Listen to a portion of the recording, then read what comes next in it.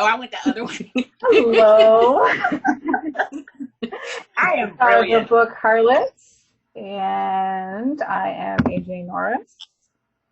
I'm Eliza Mann. And I'm Sage Spelling. Okay, we are going to be discussing Lover Unleashed, which is Payne and Manny's story.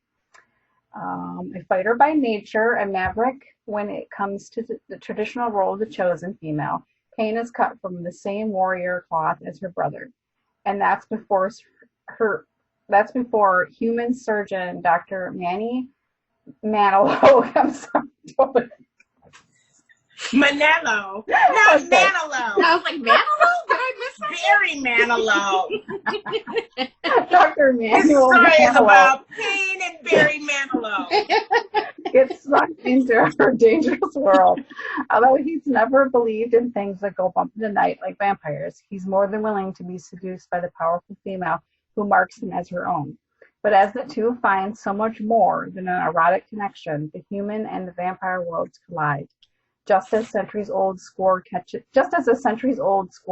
up with Payne and puts both her love and her life in deadly jeopardy. Mm-hmm. Good. Get right to it. So Manny's hot. He is. Manny was a bare knuckle motherfucker. How did Glory's injury break him down so bad? So you want to go first, Sage, or you want me to go? That's fine. I can go first. Okay. I think Glory's injury was his it was like the straw that broke the camel's back, right? It was just, he didn't have a lot in his life. He had his work, he had his horse, and he had Jane. That was really it. And then so he lost Jane, and then he was losing Glory, and I think that was what really set him off, right? Because he was starting to realize that everything that he cared about, or everyone that he cares about, he loses, right? So I feel like that was the connection for him. Mm-hmm. Yeah, I kind of think, it was the one thing he let himself have. Like even back when Jane was in his life, I think he liked her, but I do think that hit him hard. But I think he was so used to not getting what he wanted. He was kind of like, okay, well, I couldn't have her because she kind of wasn't into me a little bit. I think they kind of might have shared a kiss, but it wasn't a lot. But I think it all ties back to his father, and he just felt like he wasn't gonna be able to allow himself to be who he was or open himself up to anyone but that horse. And when he thought he could lose her, I think that pushed him over the edge. So I basically agree with you.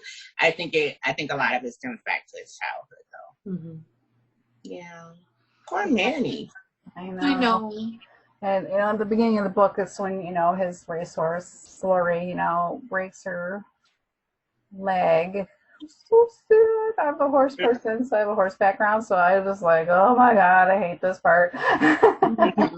But yeah, I agree with you. He just felt like everything was taken away from him, and that was the only thing he had left. His mother barely spoke to him, and he didn't have he didn't know what happened to his dad, and that was the only thing he had left, of a personal nature other than his work. So. Mm-hmm. Yeah, because even when he was talking to that doctor towards the end, when he was like, "Hey, can you do workup on me?" He realized that he never had a conversation with him. They talked all the time, and they were coworkers. They talked about patients, and they did all that, but they never talked personal. It was like the first time the guy found out he had a horse. Right. He was like, right. Really? How do you?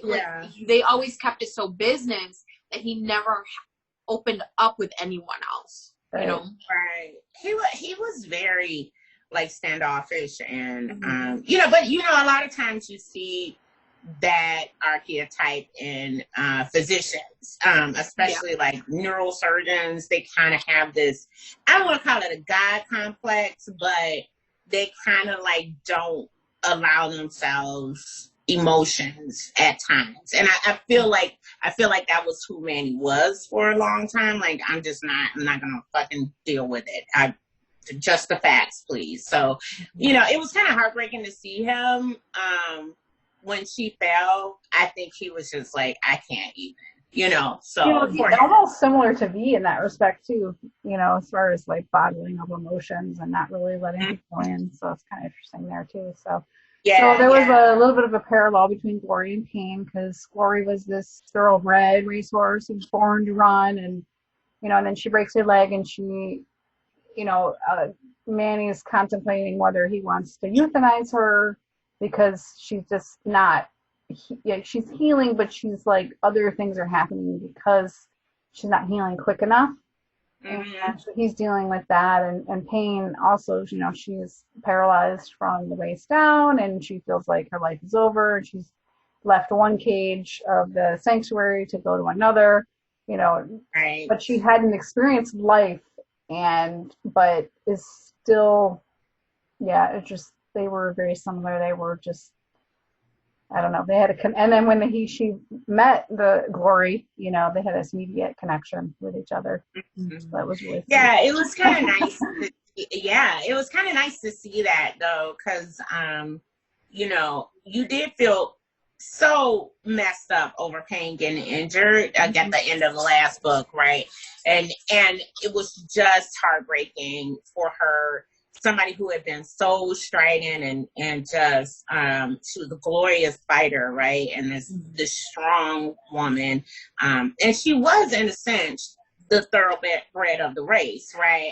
I hate to compare it to a horse, but that's what we're doing right now. But she was like, she's a chosen, or she was supposed to be a chosen, and they are always perfection. I it was really hard to see her spirit broken in the bed, and she was just kind of wasting away. It was just terrible. So I did get that connection and that parallel, and it was really nice to see them come together at the end of the book. And even when she healed her, I was very worried about Payne when she healed her. How she kind of passed out, but it was just nice to see they're a good pairing.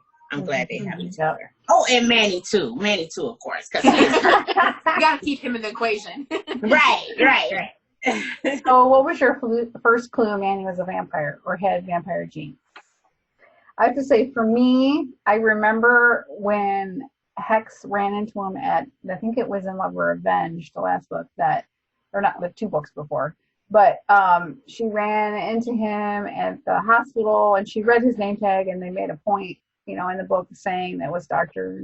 Manuel Manilow, and she was just like, ooh, she knew right then. She's like, because she's sympath, so she's like 10 vampires, and she's like, okay, that's somebody else's problem.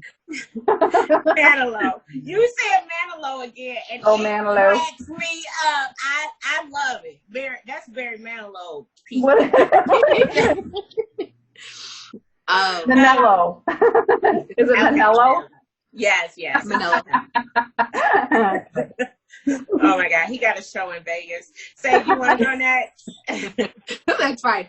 I think for me, I wasn't sure. I mean, he made me question him was his aggression, right? And then towards the end of that book with Jane and V's book, where V goes to see him, when V has that vision and calls him brother, and then it made me go, like there's something there, because he's really aggressive. Nobody really, most people cower with the vampires, especially V.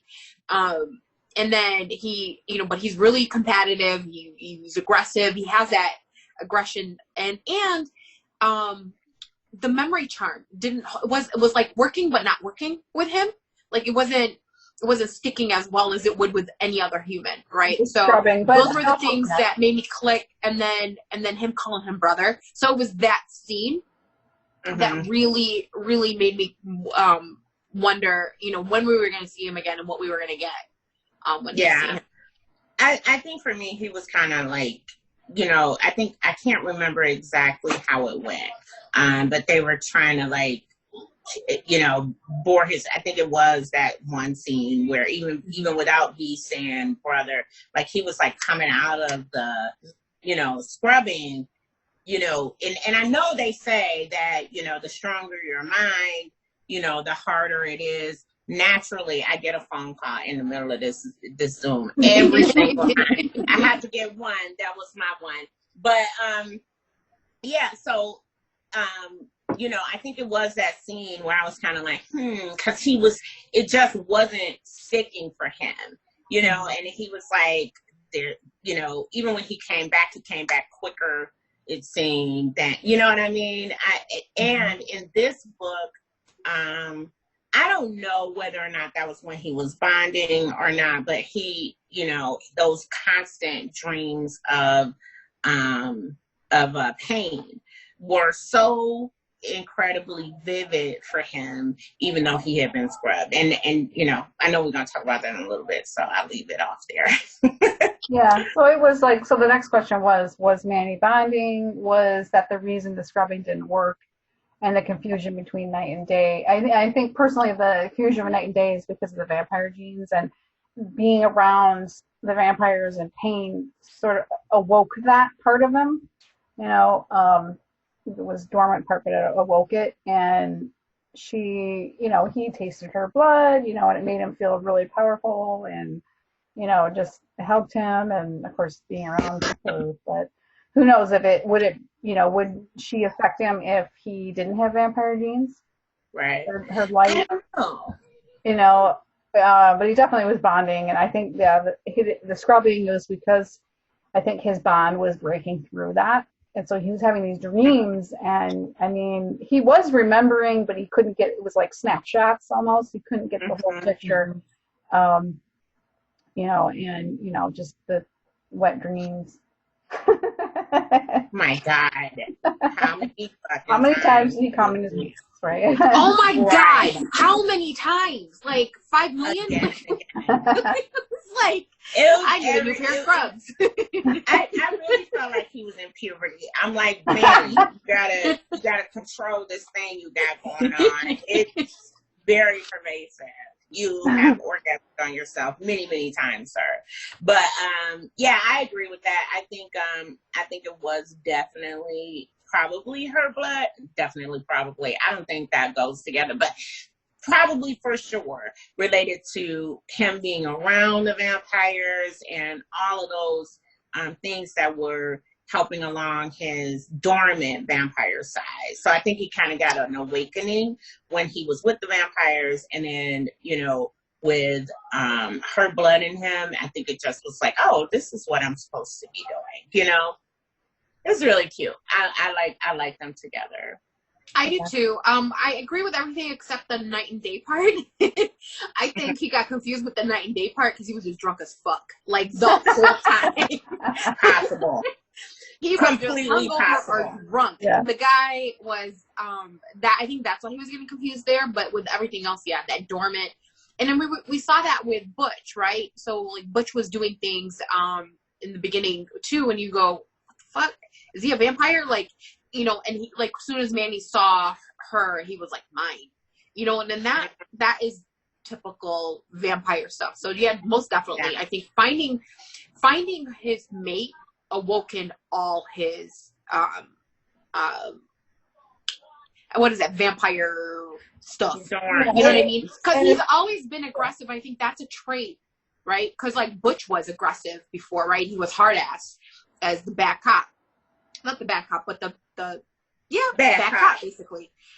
So he's always that aggressive person, and Manny is that same arrogant kind of asshole doctor that runs a hospital, tight ship. No one could talk to him except Jane, which coincidentally only she can handle this badass vampire. So she had a way with her, of herself. So I think with so those were like, he was always had that inherent trait of the vampires, and then when he met Pain, it awoken all of that with him. I think so too. That was, I mean, I do think the night and day was related. It could have been that he was drunk because they drank like a motherfucker. I think that's one. I think his internal clock was all screwed up. I don't necessarily think that it was because he was drunk, though. You know, I don't know. We don't know. We don't. Because he was fucked up that night. I know exactly the part you're talking about. Yeah, he started drinking. Yeah, you know, but like, isn't it always like blame it on the alcohol? So. Yeah, right. He was drinking the same drink that Butch drinks, and you know, but he didn't start drinking that until after he had scrubbed it the first time. Yeah. Back in So what do you think it started occurring way back then when he first got scrubbed, or do you think it was pain that it started with? It sounds like it started way back when we first had inklings that he was a vampire, exhibiting those traits. So you think it was the scrubbing that triggered it, or was it meeting his mate? Maybe it's just everything, you know, just being around vampires, and you know, that just it awakens stuff. I think it would awaken stuff in me too. I'm gonna go ahead and I'm sure it would awaken a lot of stuff. Especially that rib. Okay, I'm not.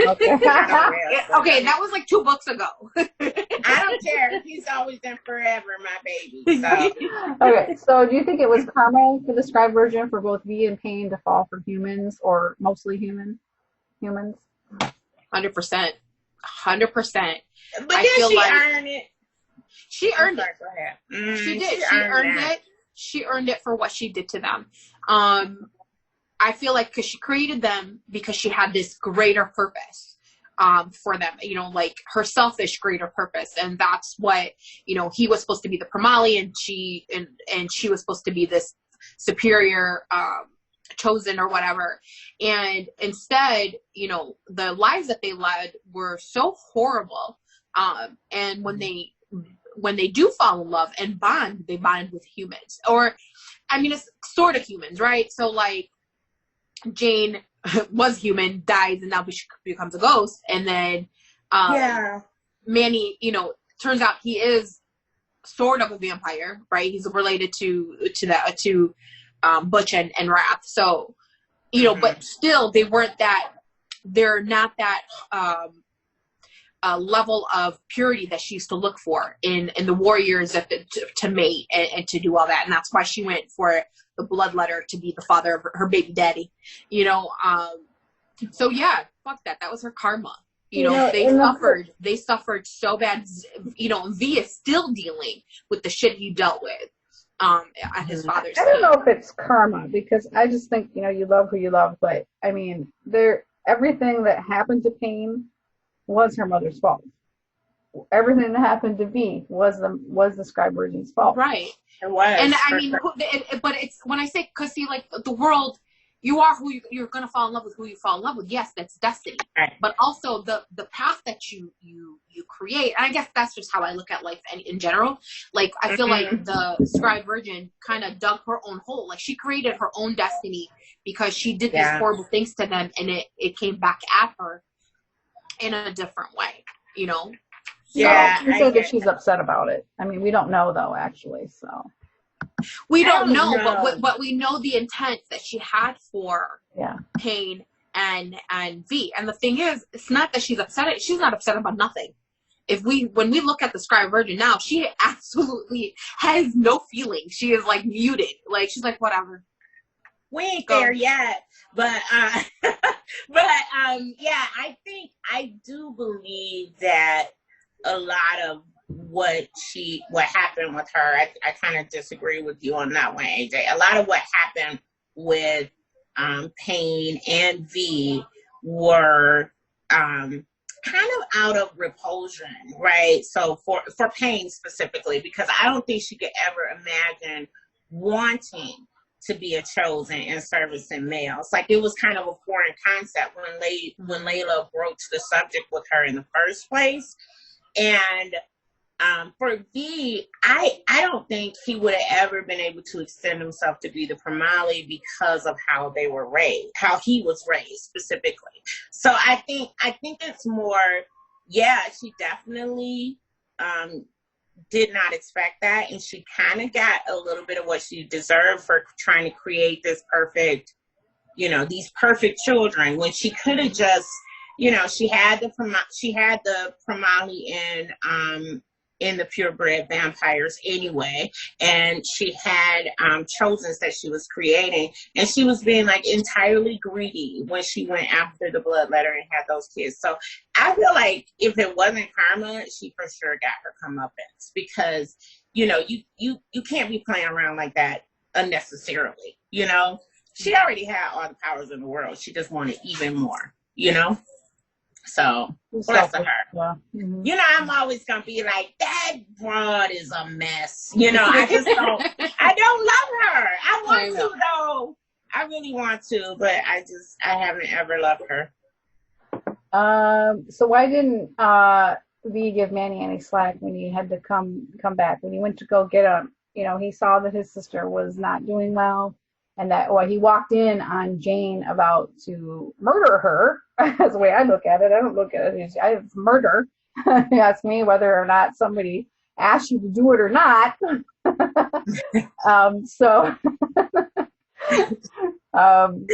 Assisted suicide. I mean, I know it's a really touchy subject, actually. It's tough. It is. So, and then Manny wasn't fond of V either. So, I don't know. It's like, why didn't, I don't know. I don't necessarily agree with that. I feel like he did give him some slack because he went and got him. Said, hey, my sister's into you. You need to come. She's not doing well. Yeah, they went toe to toe with each other, but I don't know if I would say that he was out of character or like. I mean, they were both in each other's faces. They were well matched, at least verbally. I do think I think V didn't like him off rip. I think he didn't like him off rip because of Jane. Because even in the beginning, Manny still had like unresolved feelings for Jane. I think he was over it because he thought she was dead. But I think the bonded male in V was like, fuck that dude. I really can't stand him. Then you got the audacity to like want to hook up with my sister. I will fuck you up. And I feel like that's where V was coming from. Like, you fucker. I don't want you around my family. And I think that was a lot of how he was doing. I don't think he could have given him any slack, because even all the way up to, when they were together, when he walked in on them, he was like, girl, like, stop doing that with that filthy human. It was bad when he walked into the hospital room on them. Yeah, but when he went to go back, when he went to go get back, and he went to go, can't speak, went to go get Manny, he let Manny punch him. That was so late. That was after he had his whole his submissive experience. Like, that was it wasn't. No, it wasn't. This is when he went. No, he didn't let him punch him in the beginning. In the middle. When did he? I don't remember that. Yeah, that's for messing with me. Yeah. It wasn't after. No. It was. Are you talking about the second time? No, he went back to get up. No, the first time. Oh, you're talking about when he went to get him in the first. I didn't even remember him punching her. I must have missed that part. Yeah, I don't remember a punch either. That's what I'm kind of thrown off. I don't remember this. I think maybe he punched him when he went to go get him, so she could help V. So she could help his sister. So he could help Pain. Yeah. I still don't remember. He did. I'll have to find it, but I know he punched him. I'm the worst podcaster right now ever. I don't remember him. I remember him being very upset once he releases the memories, because he finally realizes why he was like thinking he was losing his goddamn mind. But I don't remember. He slapped him. He punched him. But I could have just he didn't do anything. He just slapped him. Over that. Yeah, I mean, When they were going to the elevator, he punched him. Okay. I'll believe you. I just don't remember. I completely believe and agree with you right now. But I don't think, I think whatever V said to him to get him there was out of desperation. I don't think he liked him. And he gave him a hard time all the way up until after that submissive experience he had with V and Butch. Butch and Jane, the whole thing. That's when he started like cutting him some slack after the king let him have, you know, let her keep Manny, essentially. So I'm gonna like because no. You guys just don't remember. It was in the elevator. He went to go get him. He went to go into. He knew he was at the Commodore, so he went to the Commodore, and he said, "You got to come with me. My sister's not doing well. Yes, She's love. still paralyzed." I And so they agree. get there. He releases the memory, and then when they were getting in the elevator, he takes a swing at him. You don't. he probably did. I just don't remember. I don't remember reading that. So I believe I don't know he did. what page that was on. Yeah, I agree. But my happened, point is not that. So, but my thing was, he, the thing is, he knew, like, he went to go get him, right? After the surgery, like, he knew. So when he had that vision that said brother, I really believe that he knew that once he saw pain, it, like, all unfolded for him. Because why did he think that Manny would be the only one to make pain feel better? What gave him that assumption from the hospital? Because really at the hospital, there wasn't a lot. He wasn't there. He didn't see the interaction between them. You know what I'm saying? He didn't see any of that. Why did he know that Manny, oh wait, they came to the hospital, didn't they? So in the beginning, Jane went to get Manny. Right.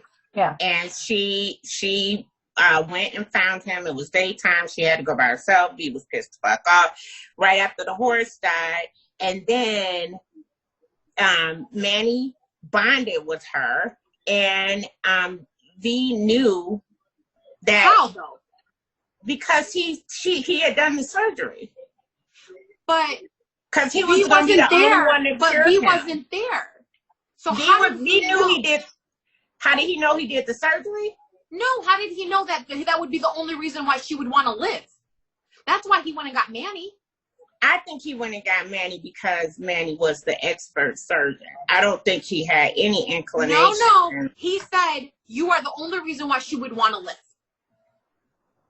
Okay. Well, I don't remember. That's why I don't understand how he knew that. Unless that vision he future. originally had ties it all together, and he was just being a dick just because he's like, I don't want you to be my sister's mate.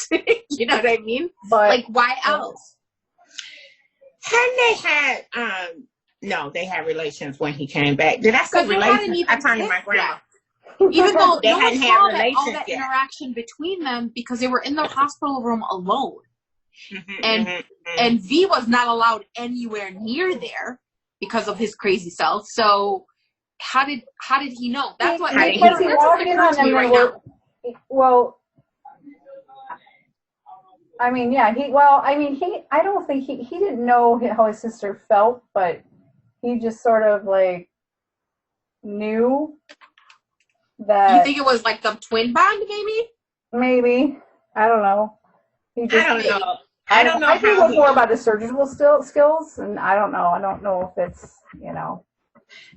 I'm still, I don't know. I still think that V was going to get him, and maybe I'm wrong, but I still think that V was like, okay, we got to get her up and walking to give her the will to live. I thought it was more about his surgical skills that he went back at that point to go get him. Because I could be wrong, but he didn't catch them kissing until like later, and then in the shower till later. Yeah.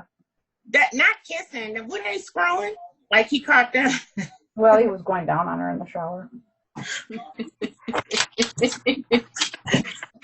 Okay, so how many times did Manny come in his pants? We gotta go. We're going back to it. We just discussed it. It was like 5,475,000 times. How many times has the earth been around the sun? Like that poor guy was. And how really? And it took a long time for them to get busy, right? So it was like a mess. She finally gave him a blowjob in the car at the racetrack, or at the veterinary hospital. I feel like, okay, so shouldn't they have had like V ruined it the first time, and then when they were in the shower. So I get why they didn't have sex then, but I kind of like wanted them to, like, instead of going to the stable, I wanted them to go like handle their business first. Like why? Well, Manny had no intention. Manny had no intention of taking her virtue. I I understand, but he knew he needed it because how many times did he come in his pants? 100%. But that's why he kept doing that, because he Being a didn't want to take a gentleman virtue. because he didn't think that they would ever have a shot at being together because he is human.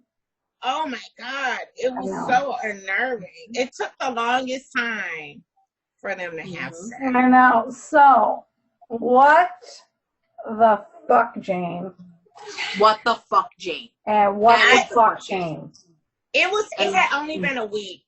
I don't believe she should have.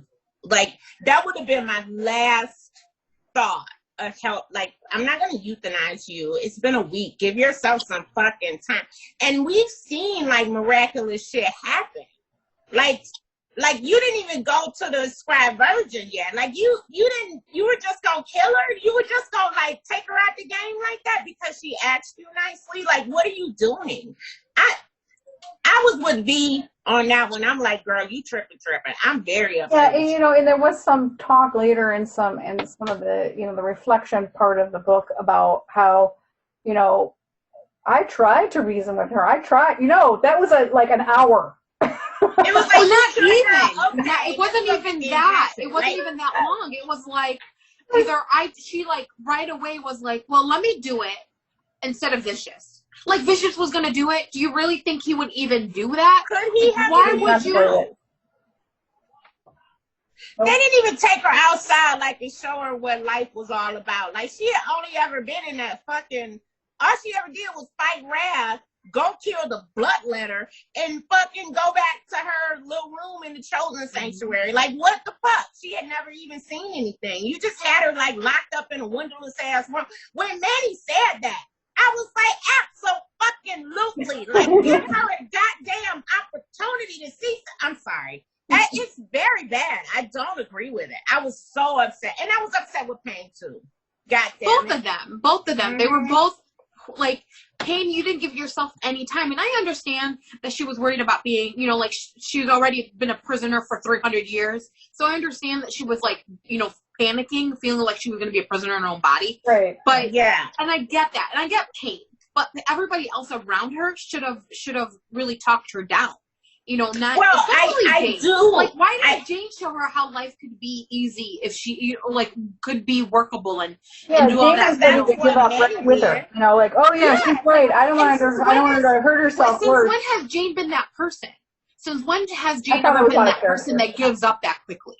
Right? She's never been that way. She's always been a fighter. She's always been like, you're not dying on my watch. I really think she was deluded. I really think she was deluded by V. I think she was trying to anticipate what V would do, and she wasn't thinking about her patient. This is why doctors shouldn't fuck with like people that are relatives, in their family. Because I really believe that Jane was like, oh my God, V, I can't deal with V having to do this. He'll never come back. Like, I'm barely holding on to him right now. Because he was a wreck. His sister was fucked up. His mother, he just found out, like, recently he had found out his mother was a scribe virgin and she left him in the bloodletter camp for fucking ever. He could have lived in the sex. So he was dealing with a lot. I think she was completely blinded by everything he was going through and couldn't even see what was best for her patient, which is a failing in her as a physician. I was very disappointed in her, like very. Yeah. And I understand it, but that doesn't make it right, Right. 100%. Yeah, she just wanted to give the fuck up. Like, oh, well, I don't want her self-worth, so I'm going to say. I'm going to murder her, because that's how I saw it. Yeah, it was. It was definitely. It was definitely, it wasn't, like, when you see people getting euthanized, it's like, okay, they can't breathe on their own. There's no, like, brain activity, like, that kind of thing. You're like, oh, Well, turning off life support is a totally different thing than somebody aware of what's going on. It was I was like, Jane, I'm so disappointed in you. But I really do believe it was Vicious motivated. Like, she was more concerned about what he would have done, And that's exactly what the driving force was. She just was afraid that if she didn't do it, Payne would hurt herself trying, and he wouldn't come back. He would just... Well, he's already spiraling out of control, and that was what she was worried about. Yeah, and she had that dream which was kind of weird too. She had that dream of Payne like injuring herself. She woke up and she was like stabbing at herself or scratching at herself, and she was gonna kill herself. So I think I think that was some motivation too. Like she really believed she would hurt herself, but I still would have I would have waited a minute. Like 7 days is not. Take her outside. Yeah, she's staring at 4 baseballs for a week. They kill me with leaving people down in that fucking basement. I'm not gonna go into it, but y'all know it's been some people in that basement, and it'd be like, fucking let them out, like Jesus Christ. Okay, I'm sorry. We'll talk about that soon enough. There are 2 people in that case. I know. Mm-hmm. So yeah. So I don't know what. Okay, so that got Payne straight off the gurney. I don't know what you meant. I mean, are you talking about when? His dick. Her sexual healing. I added that one because she was in the bed and had no reliable legs, and when he took his fine ass in that bathroom and took his clothes off, she leaned up on the bed, got all the way up on her haunches and looked at that man's sex. And she was so gone with it, he came in here like, you were up.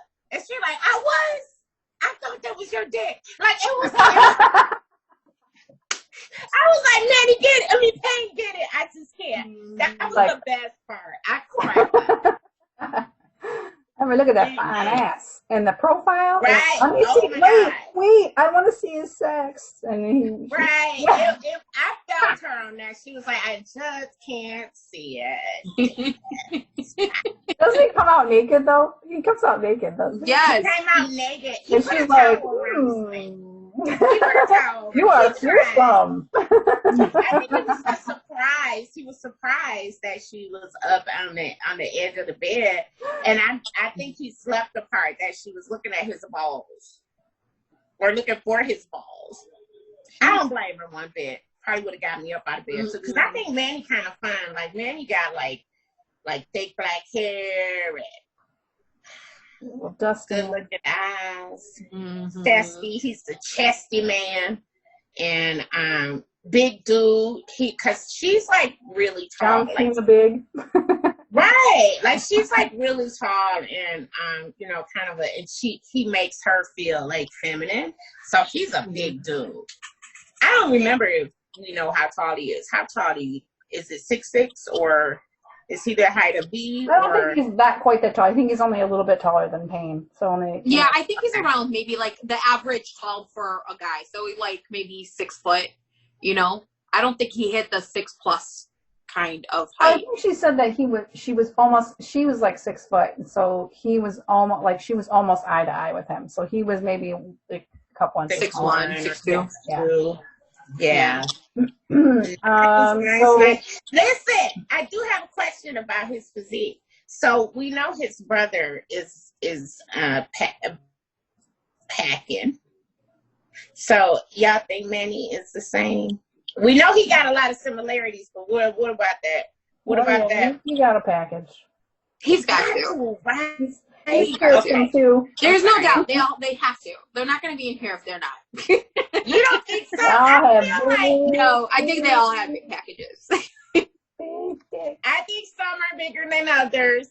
I think right now I'm still going with Butch being, except for Rev. Of course, Rev has the biggest. But I think Butch and Manny probably have equal packages. At least that's how I saw it in my head. So, we talked about this before, previously about do the females bond, and then we're talking about how there was instances in the later subsequent books that yes, there's evidence that the females bond. I definitely think that Payne bonded to Manny, and what was really funny was just her territorialness with him and how she was she was thinking about, Layla being very beautiful, and would he like that, and if he wanted to be with other females, and if if he was going to be with other females, she was going to cut a bitch.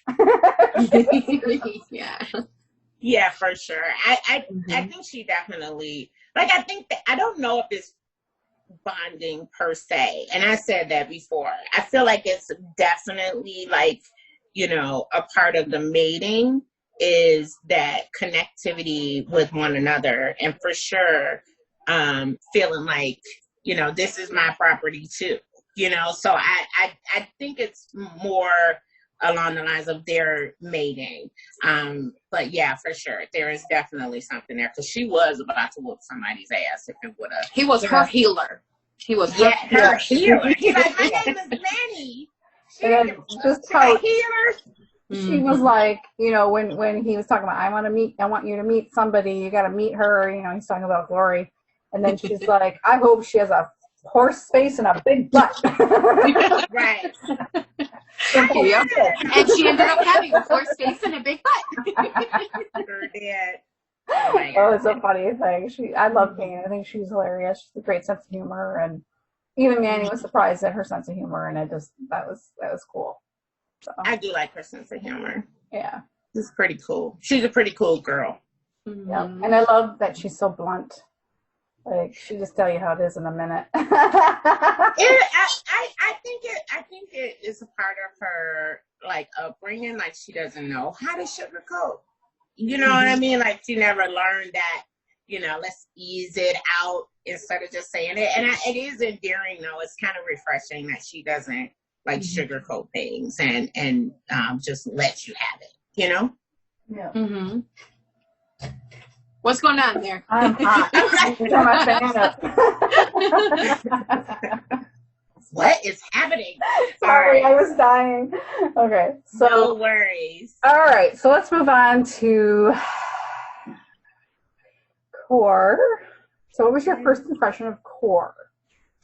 While he's seemingly a monster, he protected Pain from the Band of Bastards and released her to a beautiful place. Like, after he abducted her and he learned, like, she was like, no, dude, you're not my brother.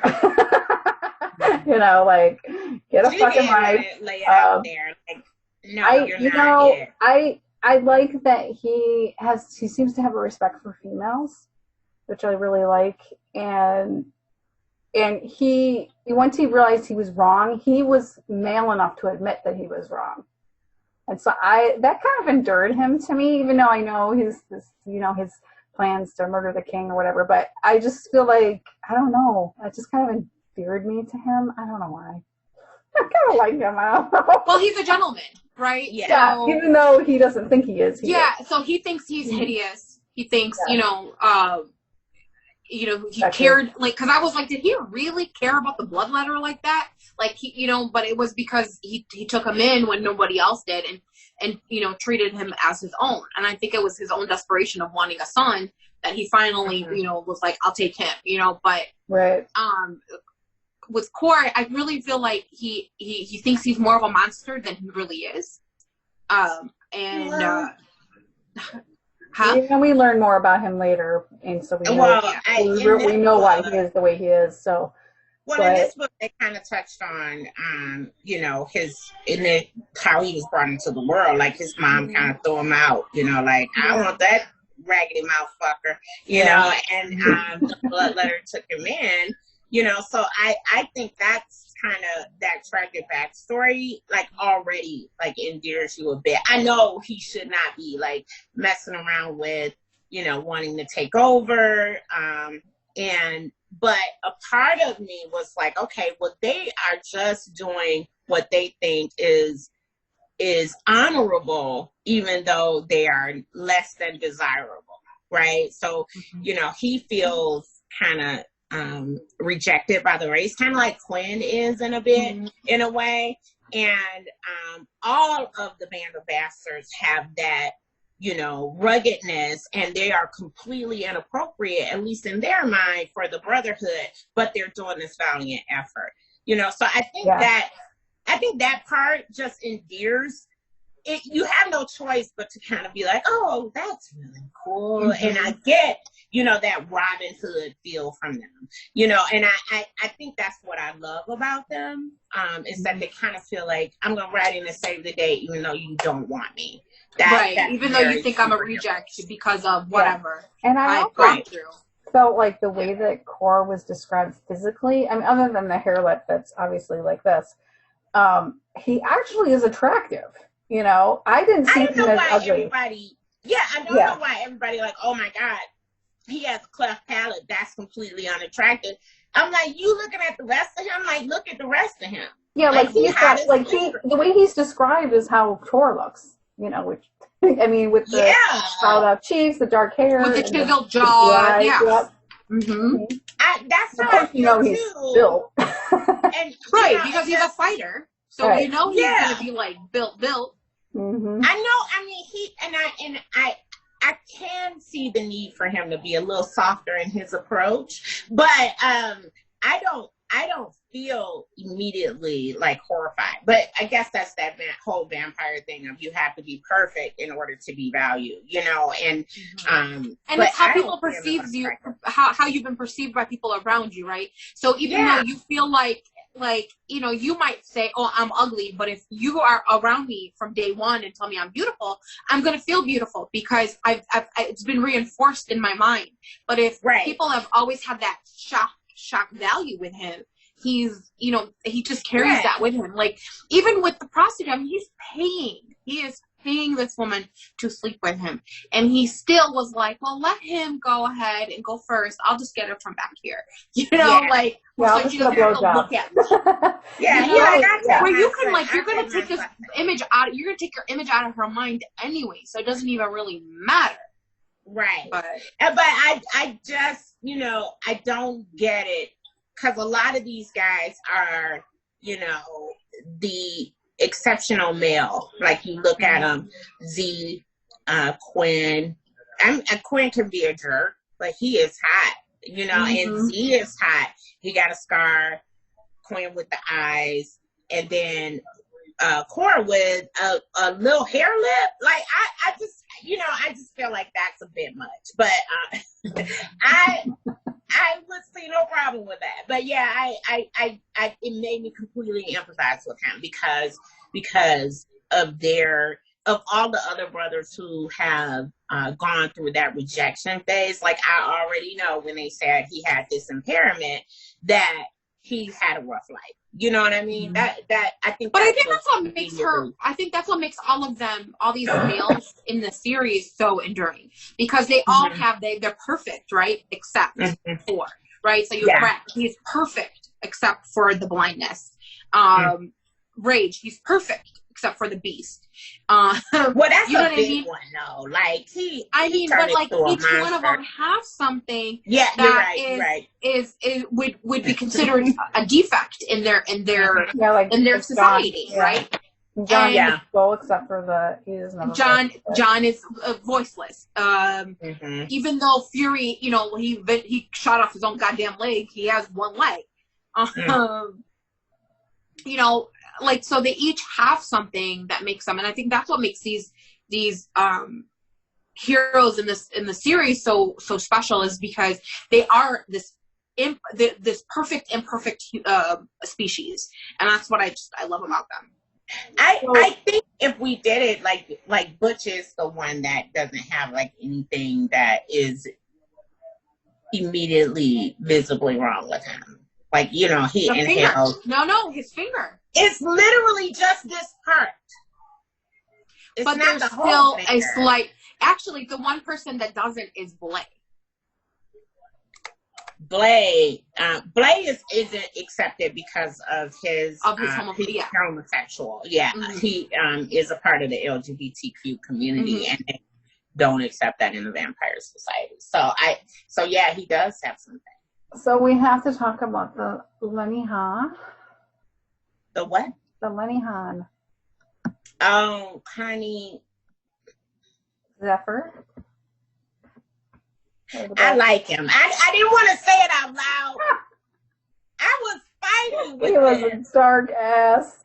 He's talking about how he wants to. He's like, let me have it though. He wants to ruin pain. I want to, he's gonna like, he wants to rape her or whatever. And then Cora's like, no, we're not touching her. And he's like, well, I can make it good. I can make it feel good. He doesn't care either way. I'm hoping we get his book because he's gonna make a really, really good character. I like him. I don't know, y'all. I like him a lot. I think he's a little bit dark, but I could holler at him. He was like, "No way, you guys had y'all fun. It's my turn." I loved every part of him. I was like trying not to, cause that is savage as fuck. Like he wanted to take that woman's, but he could have messed my lipstick up. I swear. All night.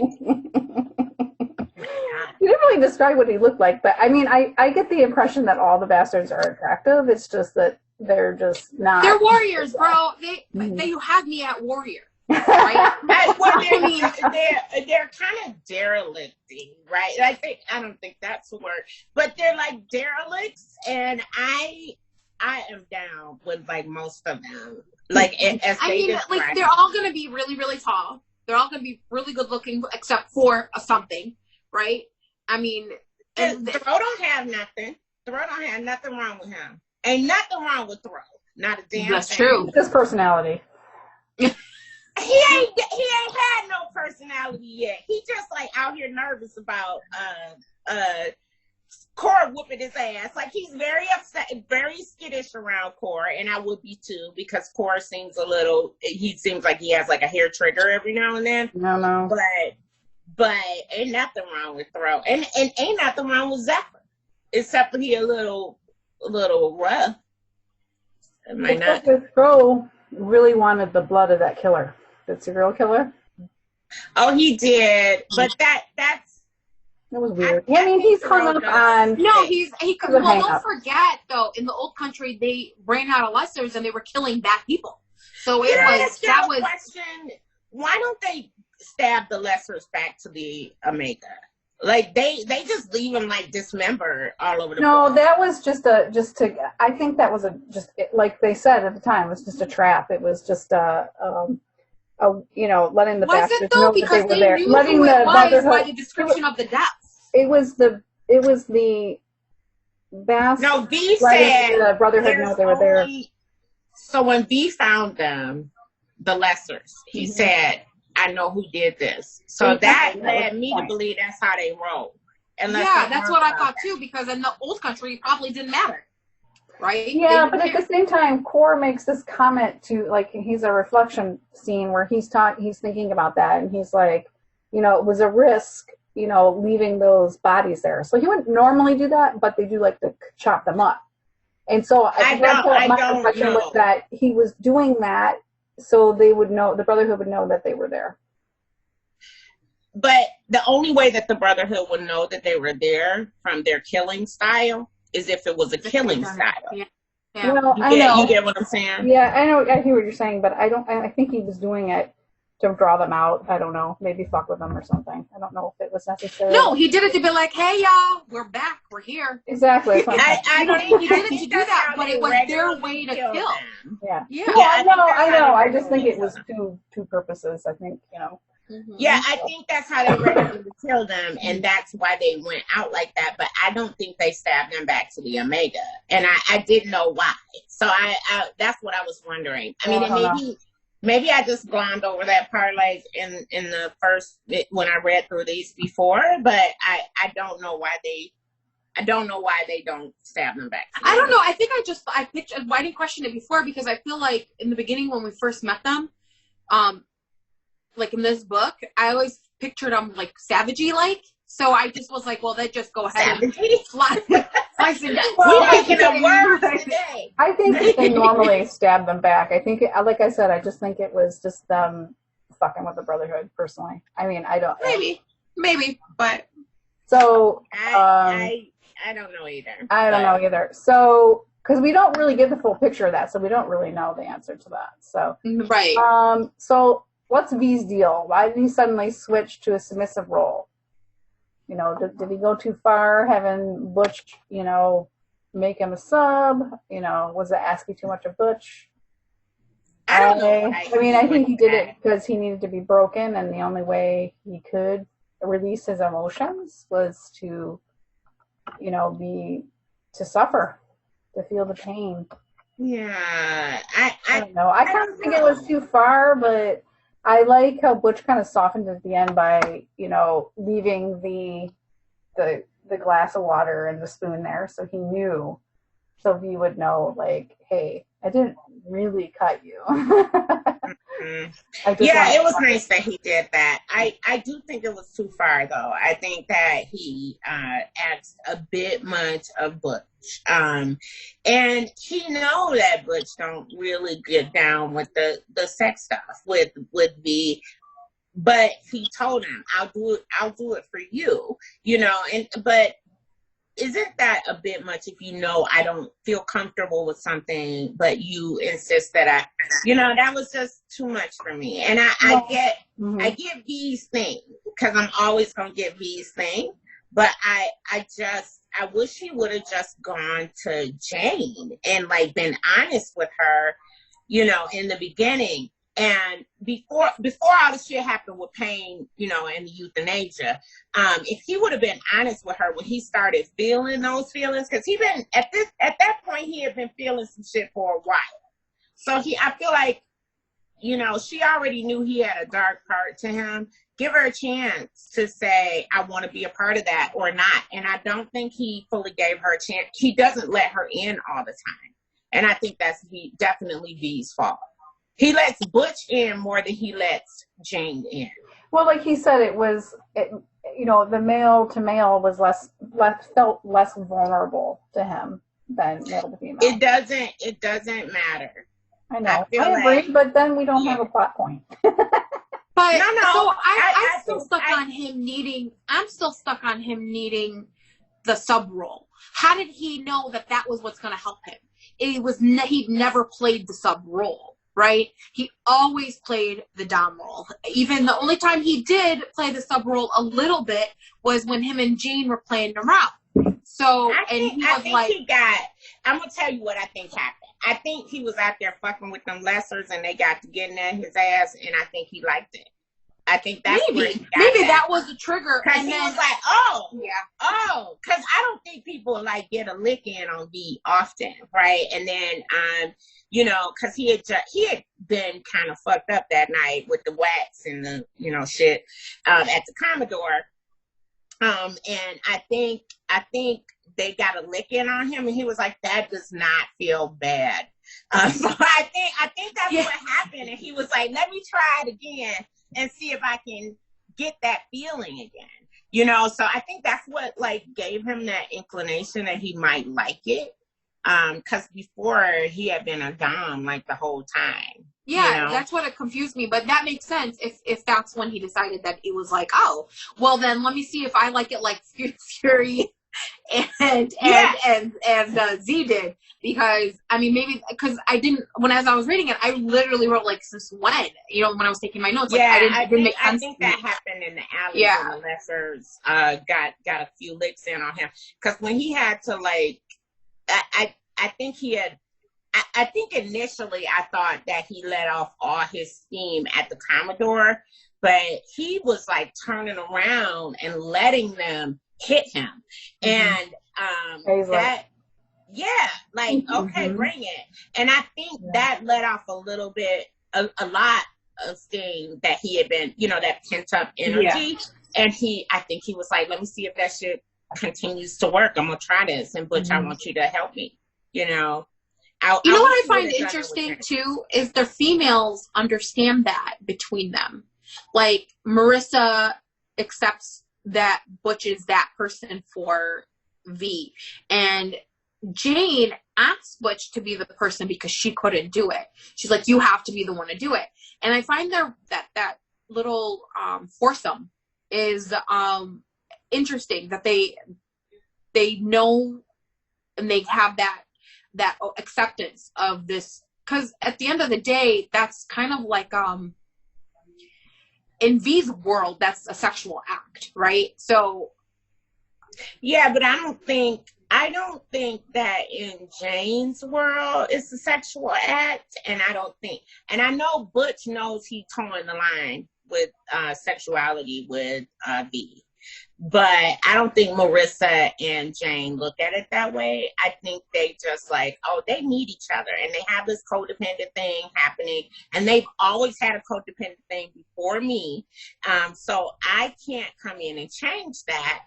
And I don't know that they're necessarily looking at it as sexual, because the V and Butch haven't necessarily been literally sexual. You know what I mean? Yeah, well, they live together, so they know each other very well. I mean, they're in a small area. You know, there's 2 bedrooms, whatever. Oh my God, this is huge. It's like an apartment.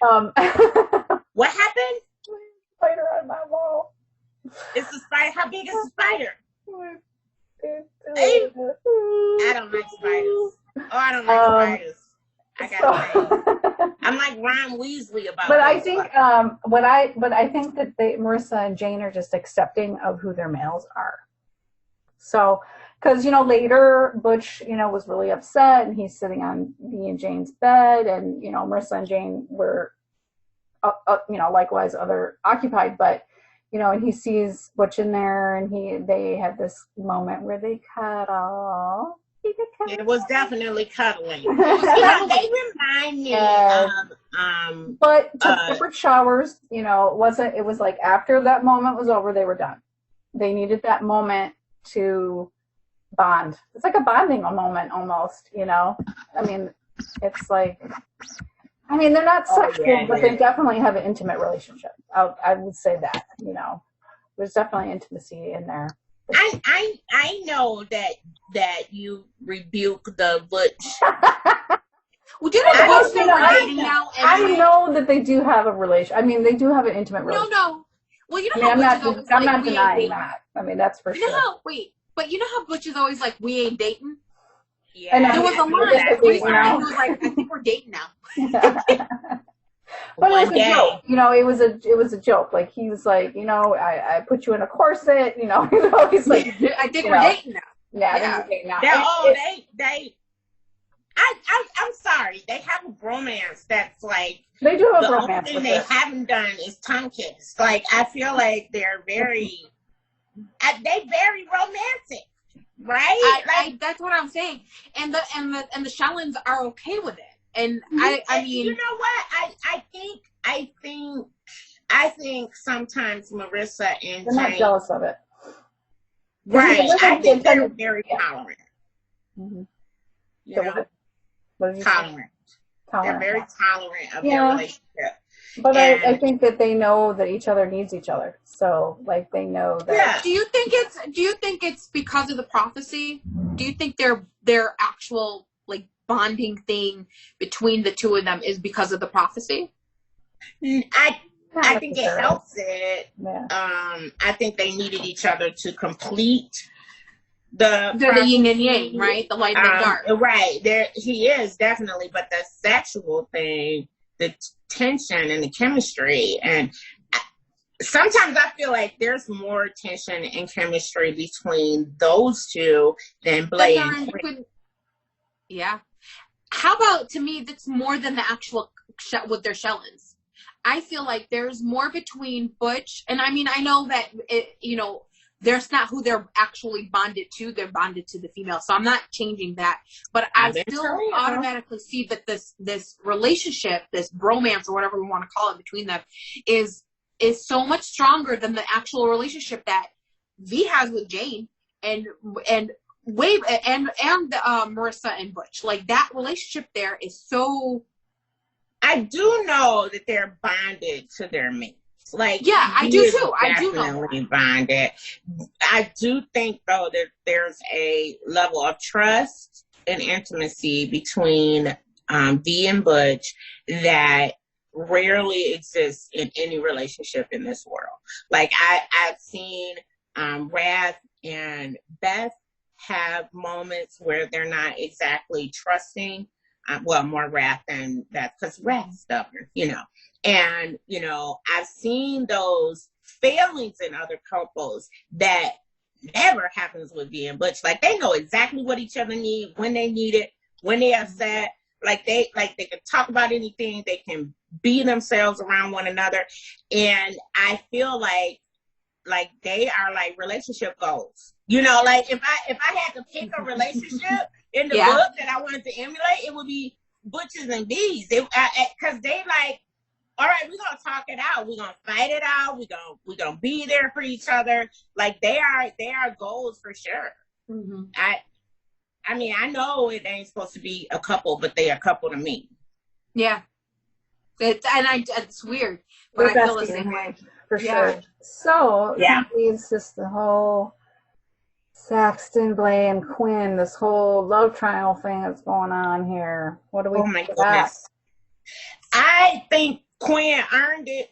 It's a damn shame he got to go next door and see it. And, you know, Sax in the house with his cute self. He just cute as a button. And he dresses really well.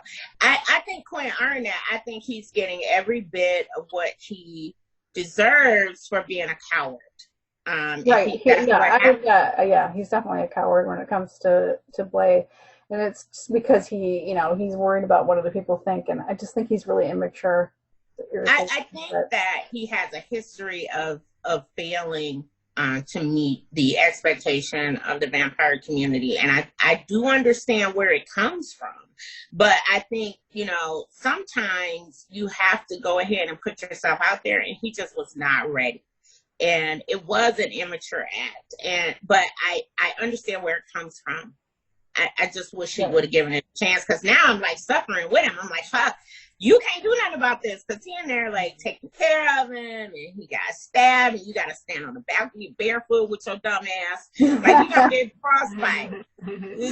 But I think that Saxton handles it with grace, though. I think that's really cool. He's just he knows that. That Quinn is Blay's first love, and he respects it in a way. And I just think it's kind of cool. And he's just it's fine. It's fine. Well, I think he thinks it's temporary. He knows his relationship with Blay is temporary. Yeah. He honestly knows it. He's truly is what they would call a male of worth, right?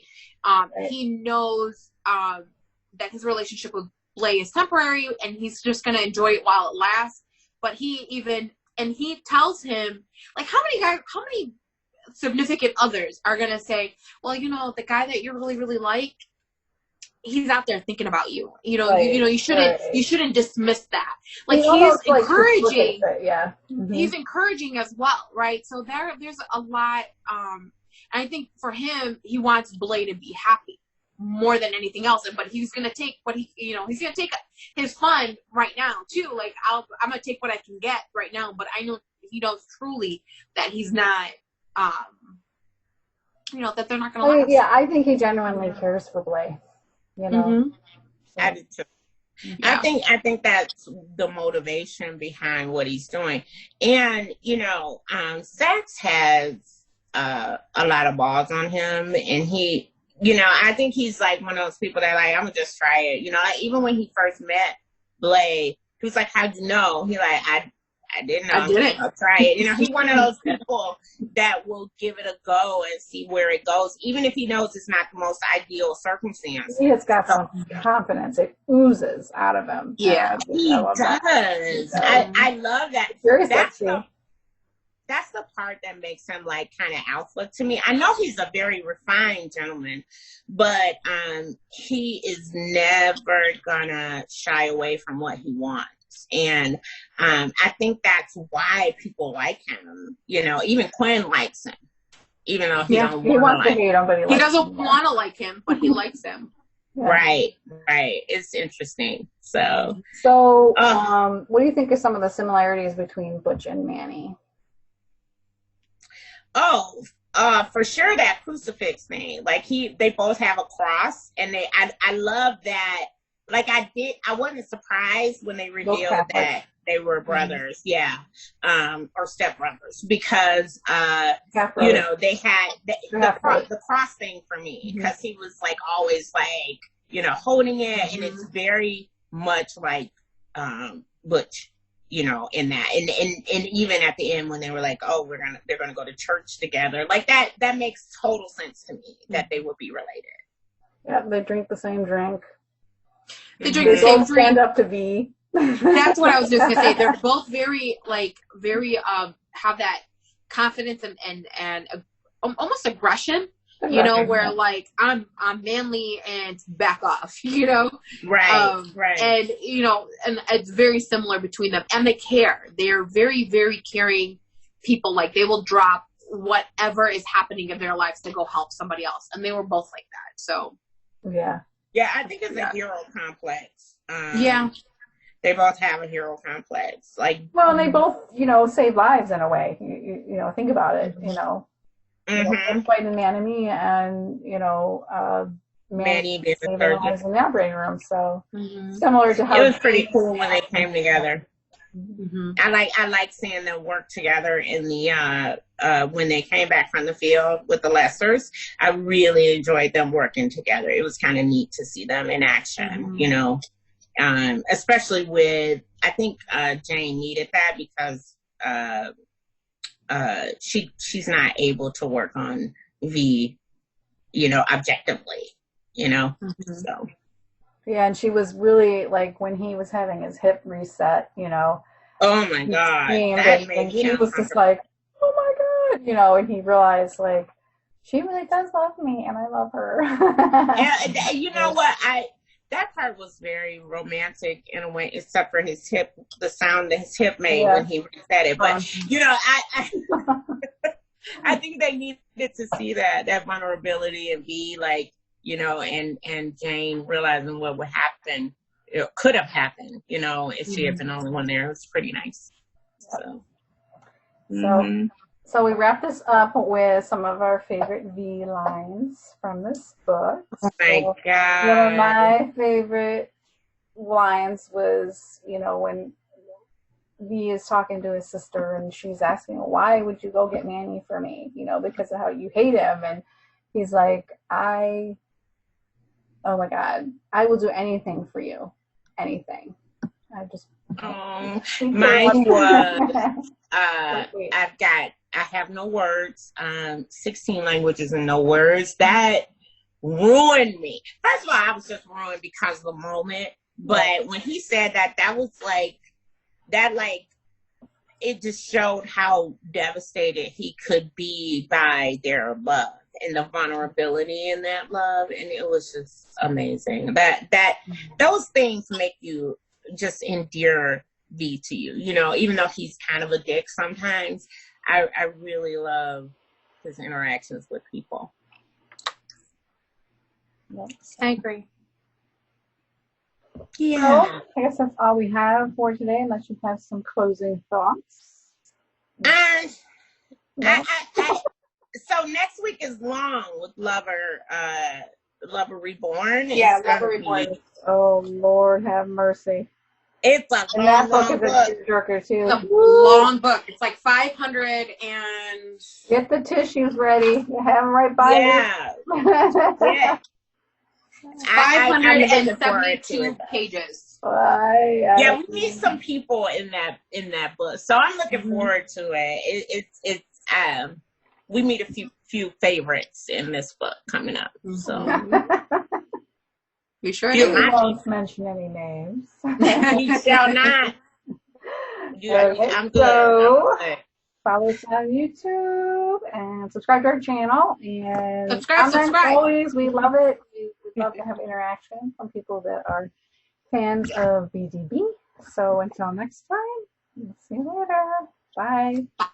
Bye. You know how this